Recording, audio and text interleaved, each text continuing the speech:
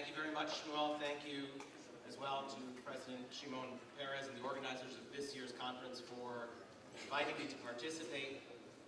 We're coming together at a time when some very serious decisions regarding the Israeli-Palestinian conflict are under discussion, whose resolution will have implications not just for the state of Israel, but for the Jewish people all over the world.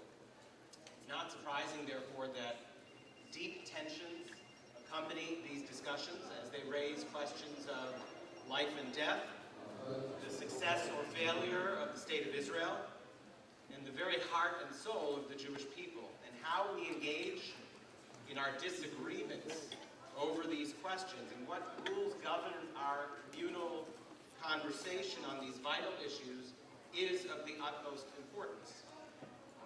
With that in mind, however, let me open my remarks by suggesting that the construct of this panel, pitting criticism and loyalty as contradictory values, presents a false dichotomy. Are we not loyal to our family members who we love when we urge them to change their behavior? Don't loyal friends give advice about tough decisions even when that advice is not heeded? I would argue that friendship and loyalty are demonstrated by caring enough to engage.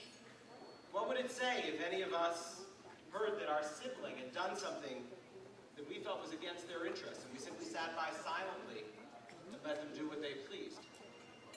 So as a starting point this morning, therefore, I'd like to suggest that we reject out of hand the notion that criticizing the policies of the government of Israel in some way exhibits disloyalty to the state of Israel or to the Jewish people on the part of those who love them.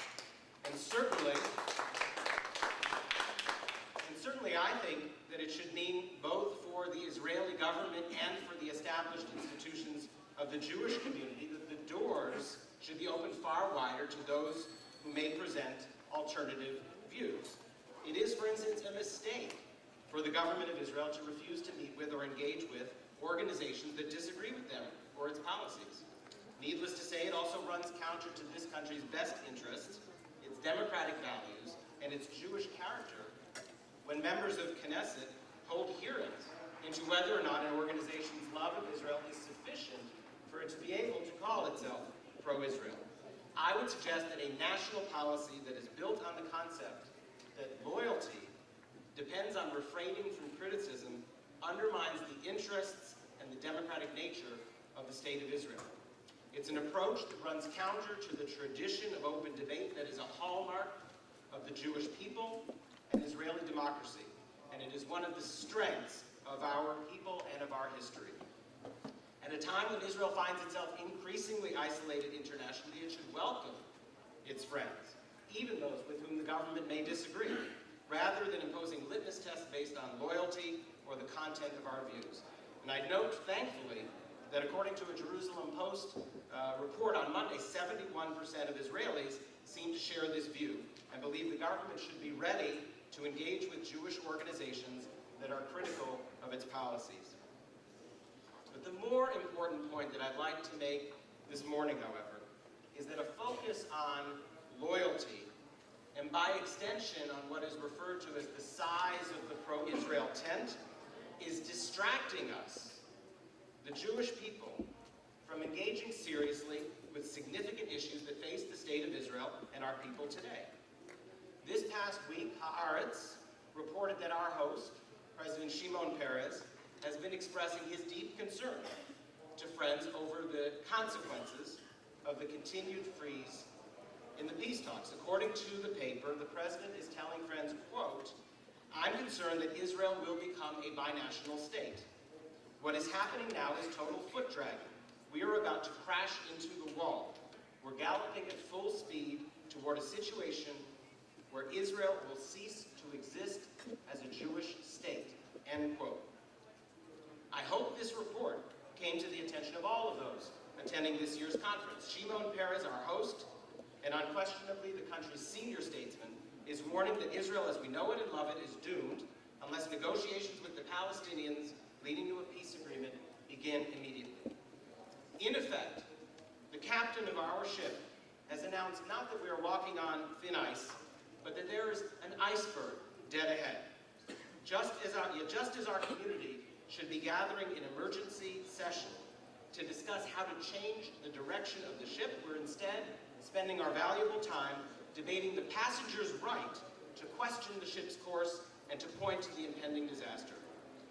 All throughout the global Jewish community, I would argue that opponents of the two-state solution, those who oppose reaching peace based on the 1967 lines with mutually agreed swaps, are more than happy to divert communal forums, organizational conferences, and synagogue discussions away from the looming existential crisis facing Israel and toward questions of loyalty. We need to call this effort out for what it is, a deliberate strategy to distract attention from a conversation about the sustainability of the path that Israel is on today and its implications for Israel's democracy, security, and values. Unfortunately, the focus on loyalty and the right to criticize and dissent has created an atmosphere of fear, and this in turn has made too many of our community leaders reluctant to place these critical issues squarely before the communities that they lead for discussion. Attacks on the pro-Israel credentials of rabbis, community leaders, Hillel directors, and others lead them to tone down their criticism, to divert discussions to safer topics, or in some cases to silence their voices altogether. Most often, their concern is that their views might impact fundraising for their institutions or even their own personal job security.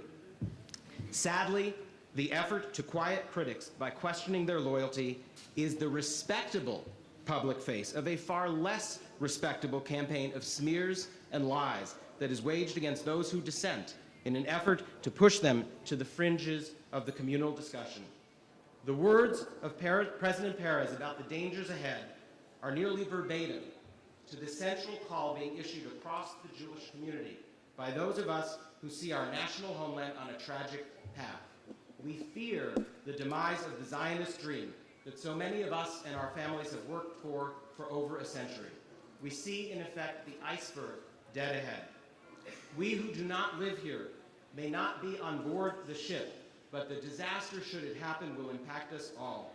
I urge those attending this conference and the Jewish community more globally that the time has come to raise the alarm about Israel's future and the path the present government is charting.